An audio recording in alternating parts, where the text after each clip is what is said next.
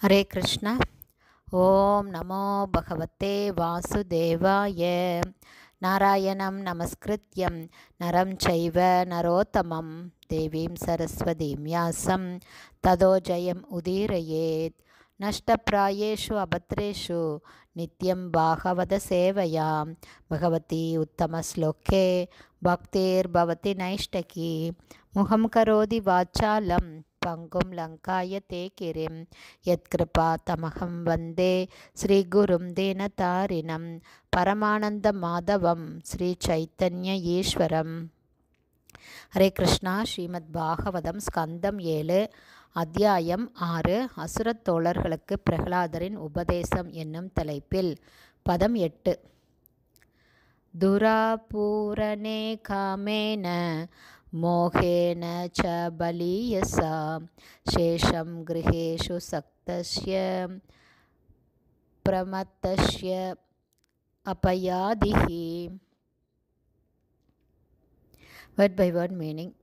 துராபூரேன நிறைவேறாத, காமேன ஜட உலகை அனுபவிக்க வேண்டுமென்ற தீவிர விருப்பத்தால், மோகேன குழப்பத்தினாலும், ச கூட பலியசா சக்தி வாய்ந்ததும் தடுக்க முடியாததுமான, சேஷம் எஞ்சியுள்ள வாழ்நாள், கிரகேஷு குடும்ப வாழ்வில், சக்தஸ்ய அதிகப்பற்றுடையவனின், பிரமத்தஸ்ய அறிவிழந்து, அபயாதி வீணாக கழிகிறது, ஹி உண்மையில். டிரான்ஸ்லேஷன்.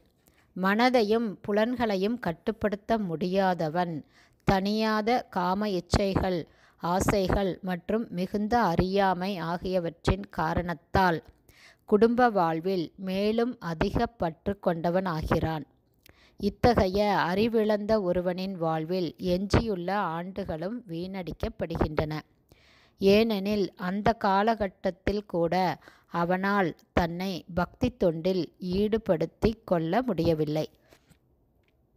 பர்பட் பை ஷீல பிரபாத். ஜெய் ஷீல பிரபாத்.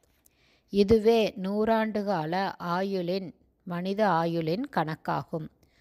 பொதுவாக இந்த யுகத்தில் 100 ஆண்டுகள் வாழ்வது என்பது சாத்தியமில்லை.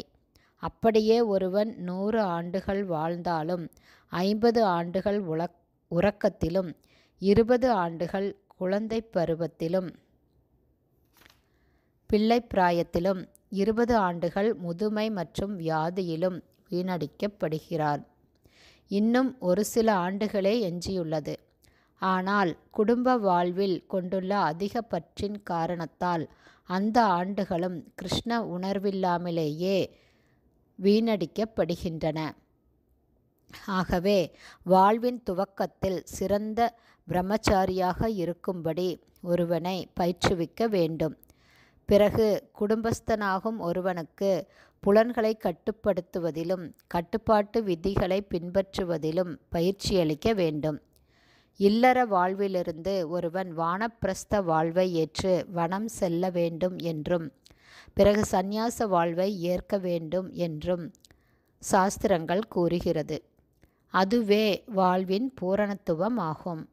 புலன்களை அடக்க முடியாத அஜேந்திரியர்களுக்கு வாழ்வின் துவக்கத்திலிருந்து புலனின்பத்தை அடைவது எப்படி என்பது மட்டுமே போதிக்கப்படுகிறது. இதை மேலை நாடுகளில் நாம் கண்டிருக்கிறோம். இவ்விதமாக 100 ஆண்டுகளை கொண்ட மொத்த ஆயுளும் தவறாகவே உபயோகிக்கப்பட்டு வீணாகிறது. அதன் பிறகு மரணத்தின் போது அவன் வேறொரு உடலை ஏற்கிறான். அது மனித உடலாக இருக்கும் என்பது நிச்சயமில்லை.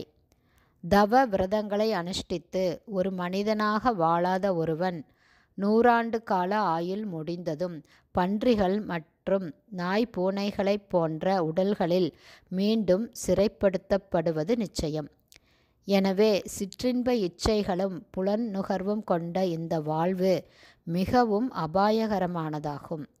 ஹரே கிருஷ்ணா. ஸ்ரீமத் பாகவதம் ஸ்கந்தம் 7 அத்தியாயம் 6 அசுரத் தோழர்களுக்கு பிரகலாதரின் உபதேசம் என்னும் தலைப்பில் பதம் 8 ஸ்ரீல பக்திவேதாந்த சுவாமி பிரபுபாதாவின் விளக்க உரை இத்துடன் நிறைவடைந்தது. ஹரே கிருஷ்ணா. ஸ்ரீல குருதேவுக்கு ஜெய்.